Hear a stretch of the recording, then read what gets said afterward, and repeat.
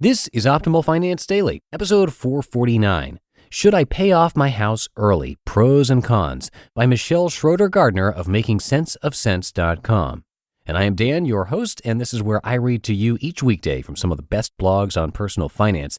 And maybe you've got some ideas for us. Come share those if you would. Visit oldpodcast.com and share any topic requests you might have. And this episode is brought to you by LinkedIn Learning, the online learning platform with thousands of expert-led video tutorials to help you build your business, tech, and creative skills. LinkedIn Learning now features content from lynda.com. They're the leader in online learning for the past 20 years. For a free 30-day trial, visit linkedin.com/finance and start achieving more today. Now let's get right to today's post and start optimizing your life. Should I Pay Off My House Early? Pros and Cons by Michelle Schroeder-Gardner of MakingSenseOfCents.com. Should we pay off our house early? What about the next house? Don't worry, guys, we haven't bought our next house just yet. We're keeping our current one for at least another 12 months. However, we have been thinking about whether we should pay off our current house quickly. We've been debating whether we want to rent it out or not. If we decide to sell, then we, of course, wouldn't pay off the current house quickly. And even whether or not we should pay off our next house quickly as well. Our income has increased by a lot over the past couple of years, and I talked about this in my post from last week, Financial Goals and Increased Income, Many Changes. Because of the increased income, it's hard not to think about just throwing everything extra after student loans and retirement towards our mortgage. We've been making around $8,000 extra each month because of all of our side hustles, and it's hard to not want to pay down all debt, regardless if someone thinks that it's good or bad debt. Earlier this month, Holly made a post about how she wrote a check for $8,700 so that they could pay down their mortgage a little more quickly. Most people were extremely happy for her and her family, but of course, there are others out there who would rather pay down their mortgages slowly.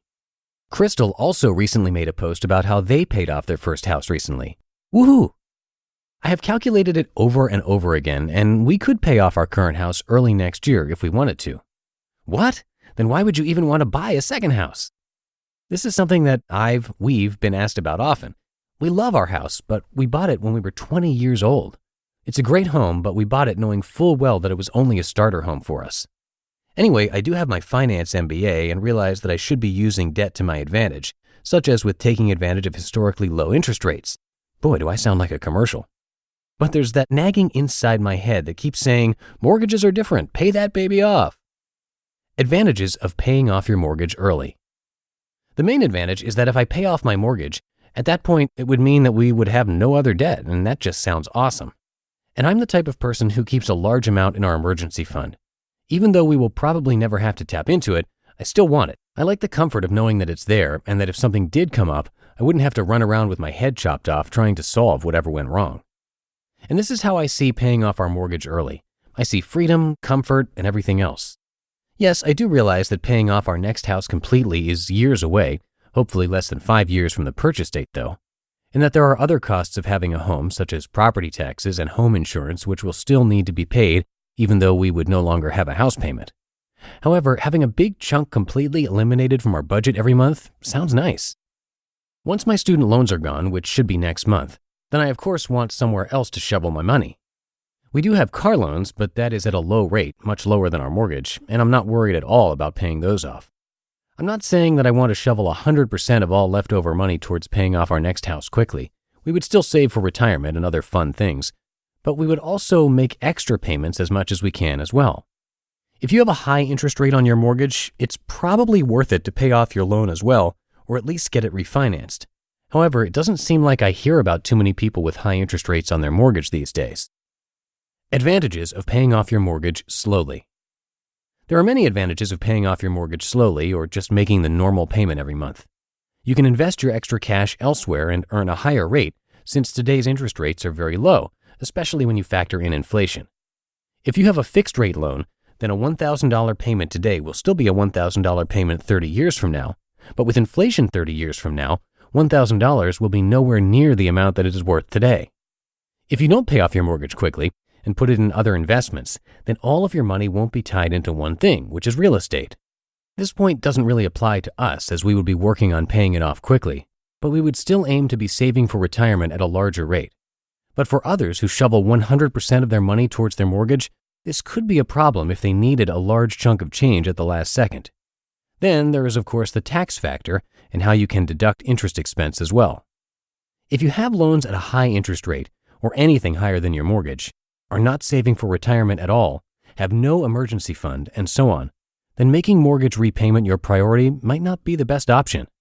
Pay off those high interest loans.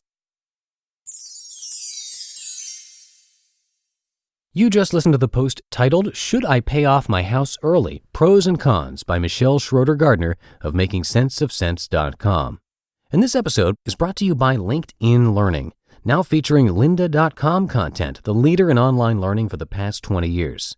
LinkedIn Learning is for problem solvers, for go-getters, for people who want to make moves in their career.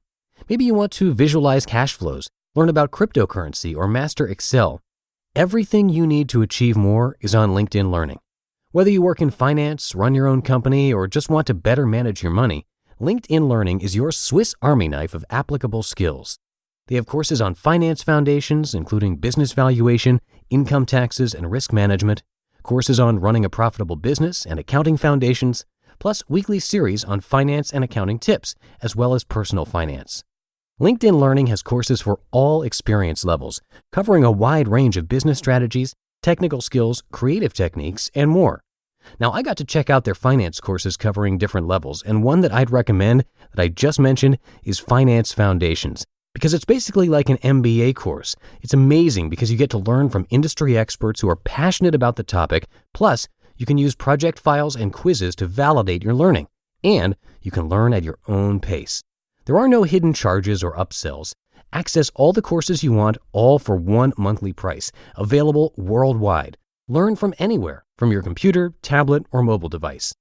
We've got a special deal for you today. You can get a free 30-day trial with LinkedIn Learning by visiting linkedin.com/finance. That's linkedin.com/finance, all lowercase, and we thank them for sponsoring this podcast. And that should do it for today. Thanks, as always, for being here and listening, and I will see you in the Friday show tomorrow, where your optimal life awaits. Hello, Life Optimizer. This is Justin Malik, creator and producer of this podcast, but also Optimal Living Daily, the show where I read to you from even more blogs covering finance, productivity, minimalism, personal development, and more, from incredible bloggers like Derek Sivers, Zen Habits, Mark and Angel, The Minimalists, and all the ones you hear on this show too. So if you enjoyed today's episode and like taking amazing blogs on the go, come on over to Optimal Living Daily and subscribe to that one too. And together, we'll start optimizing your life. You've been listening to Optimal Finance Daily. Be sure to hit the subscribe button to stay up to date on each new episode and head to oldpodcast.com. That's OLDpodcast.com for a free gift as well as more actionable tips and resources to help you maximize your potential. Thanks for joining us, and remember, your optimal life awaits.